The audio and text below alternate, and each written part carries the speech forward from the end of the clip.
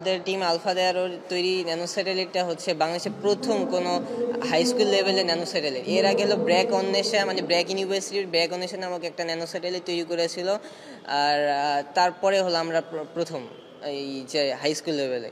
পৃথিবীতে হলো প্রায় 4টা দেশ, আমেরিকা, চায়না, ইন্ডিয়া এবং ইসরায়েল, এরা হচ্ছে মহাকাশে হলো এই হাই স্কুল লেভেলে কোনো ন্যানো স্যাটেলাইট মহাকাশে পাঠিয়েছে। আমাদের এই ন্যানো স্যাটেলাইটটা মূলত মহাকাশে যে হলো এই আর্থকে অরবিট করতে শুরু করবে যখন, তখন আমাদের গ্রাউন্ড স্টেশনে হলো এই ব্ল্যাক হোল, সুপারনোভা ক্লাস্টার এবং হচ্ছে এই সূর্য থেকে আসা যে কসমিক রেগুলো আছে সেগুলো হলো ক্যাপচার করে হলো আমাদের গ্রাউন্ড স্টেশনে পাঠাবে।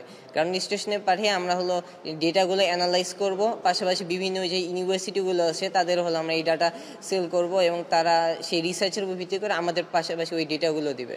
এছাড়া হচ্ছে এটি হলো পৃথিবীর ছবি তুলবে এবং হলো এনভায়রনমেন্ট মনিটর করবে।